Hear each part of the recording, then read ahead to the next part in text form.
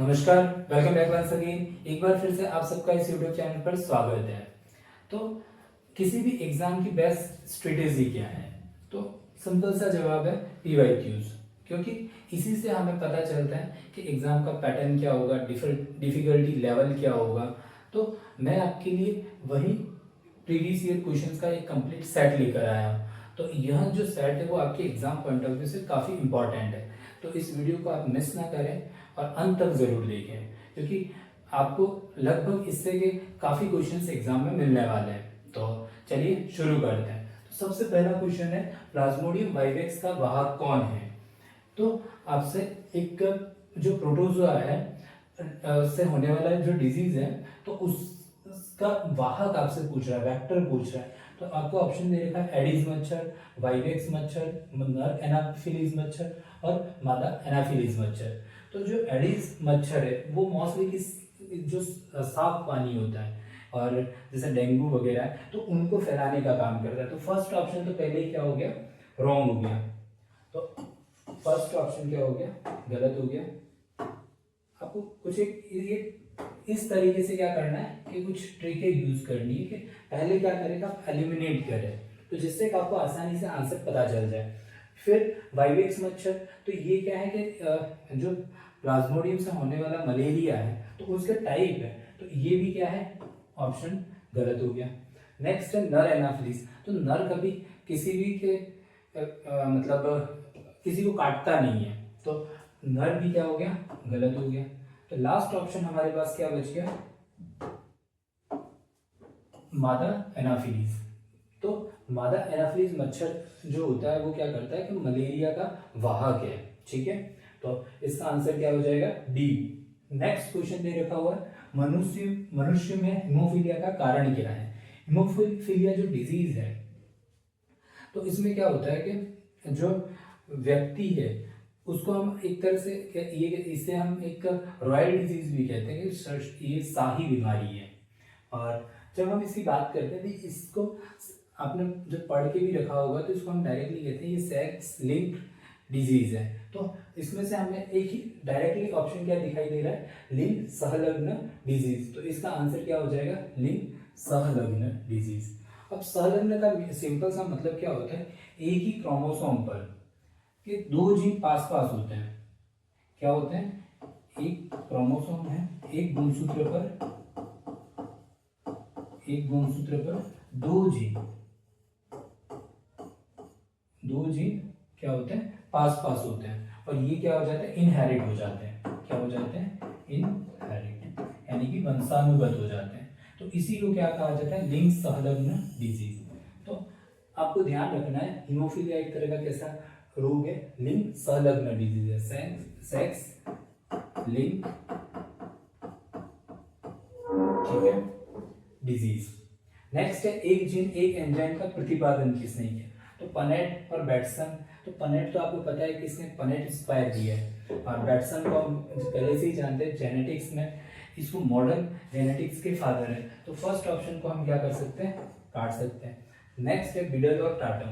तो किसने दिया है इसको, बिडल और टाटम ने। क्लियर है, तो ऑप्शन बी क्या हो जाएगा, सही हो जाएगा। एक जीन एक एंजाइम का प्रतिपादन किसने किया, बिडल और टाटम ने किया। नेक्स्ट क्वेश्चन आपको क्या दे रखा है, विश्व ओजोन दिवस कब मनाया जाता है? तो 5 जून, 11 जुलाई, 7 अगस्त और 16 सितंबर। आपको 4 ऑप्शन दे रखे हुए हैं, इसमें से कौन सा सही है? तो विश्व ओजोन दिवस कब मनाया जाता है? अगर आप एलिमिनेशन टेक्निक को यूज करें, एलिमिनेट करें, तो जैसे 11 जुलाई को अगर आप देखते हो तो आपको दिखाई देगा कि 11 जुलाई को हम क्या मनाते हैं, विश्व जनसंख्या दिवस। विश्व जनसंख्या दिवस, क्लियर है। नेक्स्ट है 5 जून, इसको हम क्या मनाते हैं, विश्व पर्यावरण दिवस। ठीक है, अब एक ऑप्शन हमारे पास बचा, इसको शायद हम ऐसा कोई डे स्पेशल सेलिब्रेट नहीं करते 7 अगस्त को, लेकिन हमें पता है 16 सितंबर को क्या मनाया जाता है, लास्ट ऑप्शन बच गया। तो इस दिन हम क्या मनाते हैं कि ओजोन दिवस, विश्व ओजोन दिवस, O3 डे क्या मनाया जाता है, ऑप्शन डी क्या हो जाएगा, सही हो जाएगा। क्लियर है? तो आई थिंक आपको ये क्वेश्चन समझ में आए होंगे। नेक्स्ट देखते हैं, क्रेंच एनाटॉमी पाई जाती है। क्रेंच एनाटॉमी किस में पाई जाती है? तो चार ऑप्शन आपको दे रखे हैं, मांसल पौधों में, C3 में, C4 में और C2 पादप में। C2 में नहीं पाई जाती है, C4 में नहीं पाई जाती, तो किस में पाई जाती है? C3 पादपों में। कौन सी एनाटॉमी पाई जाती है? क्रेंच एनाटॉमी। भिंडी किस कुल से संबंधित है? तो भिंडी किस कुल से संबंधित है? मालवेसी से। किससे संबंधित है? मालवेसी कुल से। नेक्स्ट है, रेबीज वायरस का आनुवंशिक पदार्थ है। ऑप्शन आपको दे रखा है, single standard RNA, double standard RNA, double standard RNA और सिंगल स्टैंडर्ड डीएनए। तो आपसे पूछा गया है कि रेबीज वायरस का आनुवंशिक पदार्थ क्या होता है। तो रेबीज वायरस जो भी वायरस है, जैसे कोरोना वायरस है, रेबीज है, तो इन वायरस के जो जेनेटिक पदार्थ होता है वो क्या होता है? आरएनए होता है। तो वो कैसा होता है? Single standard. तो इसका ऑप्शन क्या सही हो जाएगा? A option, single standard RNA. Clear है? तो इसका ऑप्शन ए क्या है? सही है। नेक्स्ट, पीनियल ग्रंथि के लिए सत्य कथन है। अब पीनियल ग्रंथि के बारे में आपसे पूछा गया है और क्या पूछ रहा है कि कौन से कथन सत्य है? जैविक घड़ी, कोमा आकृति, अक्रियाशील, तीसरा नेत्र, या सभी।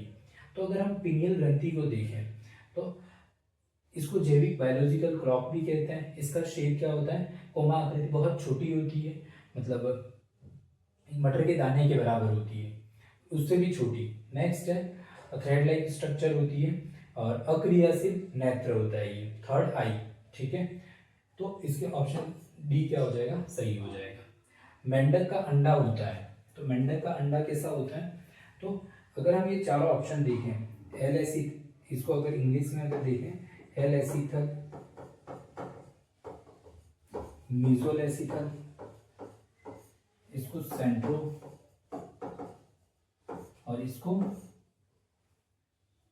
अति पित्तकी। ठीक है, तो ये हमारे पास क्या नाम आ गए? चार नाम आ गए। तो एल एसीथल ये किस में पाया जाता है? ह्यूमंस में। जो मानव होते हैं वो किसमें क्या पाया जाता है? अपित्तकी। दूसरा है सेंट्रोलेसिकल, तो ये किसमें होता है? कीटों में। ये किसमें होता है? कीटों में। और अतिपित्तकी किसमें होता है? सरीसृप में। किसमें होता है? सरीसृप में। और मीजोलेथिकल अंडा होता है वो किसमें होता है? मेंढक में। तो इसका क्या ऑप्शन सही हो जाएगा? बी ऑप्शन क्या होगा? सही होगा। ठीक है, तो आई थिंक ये सारे क्वेश्चंस क्या है? वेरी इंपॉर्टेंट है, तो आप अंत तक जरूर देखें, क्योंकि हर क्वेश्चन आपके के प्रीवियस ईयर एग्जाम में पूछे हुए क्वेश्चन है। ठीक है, तो हम वही क्वेश्चन को क्या कर रहे हैं? सॉल्व कर रहे हैं। नेक्स्ट है, निम्न में से किसमें डीएनए नहीं पाया जाता है? आपसे क्या पूछा? डीएनए किसमें नहीं पाया जाता है? केंद्रक में नहीं पाया जाता है, बैक्टीरिया में, राइबोसोम में, या माइटोकॉन्ड्रिया में? तो केंद्रक और माइटोकॉन्ड्रिया ये कैसे होते हैं? डबल मेम्ब्रेनस सेल ऑर्गेनील होते हैं। और केंद्रक में डीएनए पाया जाता है, जेनेटिक मटेरियल इसी में पाया जाता है। और माइटोकॉन्ड्रिया भी अगर देखा तो इसमें अपना खुद का क्या होता है? जेनेटिक मटेरियल होता है। तो ये भी क्या है? सही है, ये भी सही है। और इसमें जीनोमिक डीएनए पाया जाता है, तो ये भी क्या है? सही है। तो किसमें नहीं पाया जाता है? इसमें नहीं पाया जाता। तो आंसर सी क्या हो जाएगा? सही हो जाएगा, मतलब इसमें डीएनए नहीं पाया जाता है। नेक्स्ट है, पारिस्थितिकी शब्द किसने दिया? तो पारिस्थितिकी शब्द किसने दिया? एजी टेंसले ने दिया। किसने दिया? एजी टेंसले ने दिया। क्लियर है? नेक्स्ट देखते हैं, शरीर में भूख एवं प्यास के केंद्र कहाँ पाए जाते हैं? तो भूख और प्यास के केंद्र कहाँ पाए जाते हैं? हाइपोथैलेमस में। कहाँ पाए जाते हैं? हाइपोथैलेमस में। मनुष्य में वृक्क की संरचनात्मक तथा क्रियात्मक इकाई है। देखो नेफ्रिडिया, तो नेफ्रिडिया क्या है? जो कीट वगैरह होते हैं, कॉकरोच, तो उनमें पाए जाते हैं। ठीक है, और वृक्क नलिका क्या होते हैं? या नेफ्रॉन। तो वृक्क की इकाई क्या, संरचनात्मक इकाई क्या होती है? वृक्क नलिका। क्लियर है? नेफ्रॉन्स। पिता ए रुधिर वर्ग तथा बी रुधिर वर्ग की माता हो तो संतानें होगी। तो इनमें क्या होता है कि जब हम ब्लड ग्रुप देखते हैं तो एबीओ ब्लड, हम क्या देखते हैं, एबीओ ब्लड ग्रुप, और इनमें 3 एलील होते हैं, एक आई ए, दूसरा आई बी और आई ए। तो जब इस प्रकार के हमारे पास एलील्स होते हैं तो सभी संतानें क्या होगी, ए ब्लड ग्रुप की भी हो सकती है, ए बी ग्रुप की भी हो सकती है, बी और ओ ग्रुप की। तो 25% की क्या होगी, सभी प्रकार की संतानें होने की क्या होगी, संभावना होगी। तो ऑप्शन बी क्या होगा, सही होगा। क्लियर है। नेक्स्ट क्वेश्चन देखते हैं। तने का दीर्घीकरण किस पादप हार्मोन से निर्मित होता है, प्रेरित होता है, सॉरी, तने का दीर्घीकरण किस पादप हार्मोन से प्रेरित होता है? एब्सिसिक अम्ल, जिब्रेलिन से, कॉल्चिसिन से, या फिर एथिलीन से? तो इसका राइट आंसर क्या है, जिब्रेलिन। क्या है राइट आंसर, क्या है, जिब्रेलिन। एथिलीन से क्या होता है कि ये क्या करता है, फलों को पकाने के लिए यूज किया जाता है। ठीक है, तो राइट आंसर क्या हो गया, जिब्रेलिन। प्रकाश फॉस्फोरिलेशन की क्रियाविधि किस वैज्ञानिक द्वारा दी गई? तो किसके द्वारा दी गई, अर्नोन के द्वारा। किसके द्वारा दी गई, अर्नोन के द्वारा। आपको इनके आंसर्स याद रखने हैं। ठीक है, नेक्स्ट है, ऑक्सैलो एसिटिक में कितने कार्बन परमाणु होते हैं? ऑक्सैलो एसिटिक एसिड में कितने कार्बन परमाणु होते हैं? तो कितने होते हैं, 4। तो ऑप्शन डी क्या होगा, सही होगा। नेक्स्ट, C21, C19 और C18 स्टीरॉयड उत्पादन से संबंधित है। तो किससे संबंधित है, अधिवृक्क, एड्रिनल से संबंधित है, एड्रिनलिक हार्मोन से क्या है, संबंधित है। ठीक है, कवक जिससे सिट्रिक अम्ल प्राप्त किया जाता है, ये सभी क्या है, एक तरह से कवक ही है, लेकिन आपको क्या पूछा गया है, सिट्रिक अम्ल किससे प्राप्त किया जाता है, किससे, एस्परजिलस नाइगर से। नेक्स्ट, एमआरएनए से cDNA बनने की, cDNA संश्लेषण कहलाता है। आपसे क्या पूछा, एमआरएनए से cDNA बनने का संश्लेषण क्या कहलाता है? तो एमआरएनए से जो cDNA बनता है तो इस संश्लेषण को क्या कहा जाता है, प्रतिलोमी अनुलेखन, रिवर्स ट्रांसक्रिप्शन।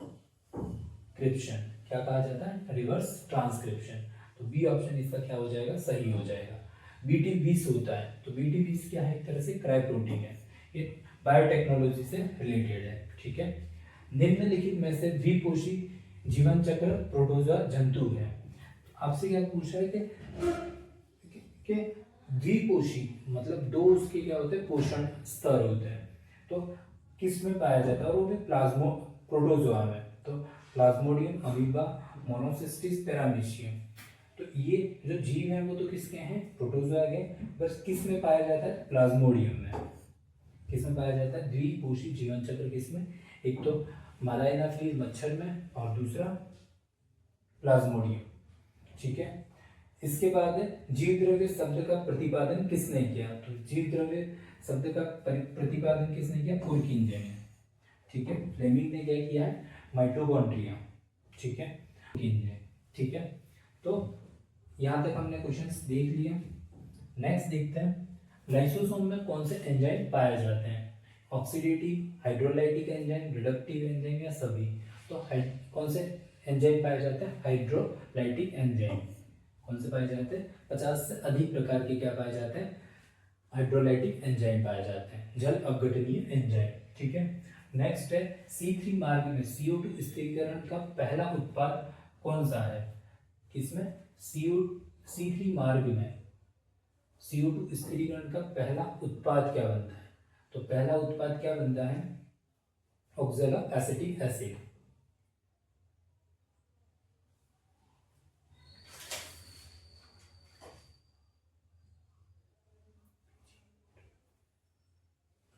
तो आपसे क्या पूछ रहा है, नेक्स्ट क्वेश्चन क्या दे रखा हुआ है, C3 मार्ग में CO2 स्थिरीकरण का पहला उत्पाद कौन सा होता है? तो पहला उत्पाद क्या है, PGA। क्या है, PGA।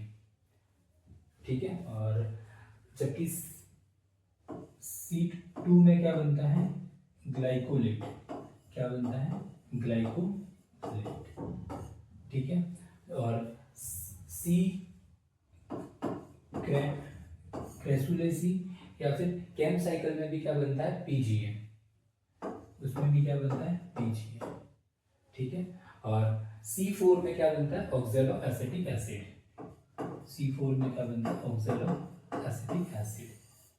तो इस तरीके से आपको क्या रखने हैं, इन सबके नाम याद रखने हैं। नेक्स्ट क्वेश्चन क्या है, केल्विन चक्र का सबसे महत्वपूर्ण चक्रण क्या है। तो सबसे महत्वपूर्ण चक्रण क्या है कि ये जो C3 साइकिल होता है 3 स्टेप में कंप्लीट होता है। सबसे पहला क्या होता है, कार्बोक्सिलेशन, सेकंड क्या होता है, रिडक्शन, और थर्ड क्या होता है, रीजनरेशन। तो सबसे महत्वपूर्ण पद क्या है, कार्बोक्सिलेशन, क्या है, कार्बोक्सिलेशन। नेक्स्ट है, निम्नलिखित में से कौन सी कोशिका प्रतिरक्षाएं स्रावित करती है। निम्नलिखित में से कौन सी कोशिका प्रतिरक्षाएं स्रावित करती है। तो कौन सी कोशिका प्रतिरक्षाएं स्रावित करती है, सभी नहीं करती है, सभी लिम्फोसाइट भी नहीं करती है, और क्या टी लिम्फोसाइट करती है, बी लिम्फोसाइट। तो कौन सी करती है, बी लिम्फोसाइट। तो आंसर सी क्या हो जाएगा, सही हो जाएगा।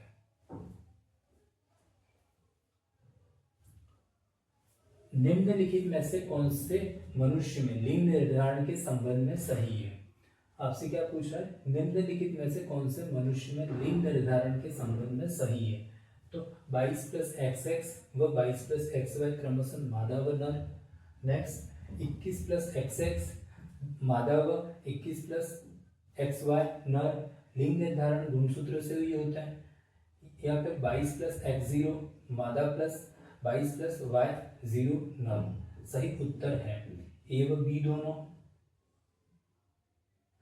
ए व सी दोनों, या ए व डी दोनों। तो आंसर क्या है इसका, केवल ए, 22 + XX और 22 + XY से क्या होता है, लिंग निर्धारण। क्योंकि अगर मनुष्य की अगर हम बात करते हैं तो मनुष्य में क्या होता है, मनुष्य में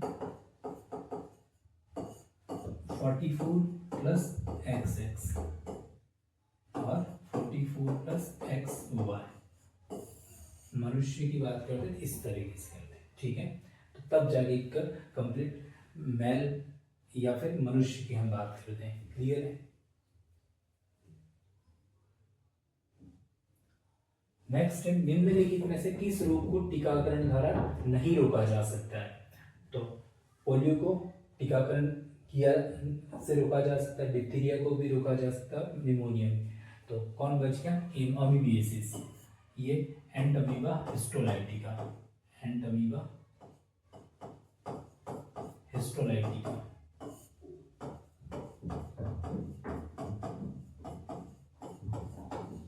ठीक है, एंटमीबा हिस्टोलाइटिका मृतोपजीवी है।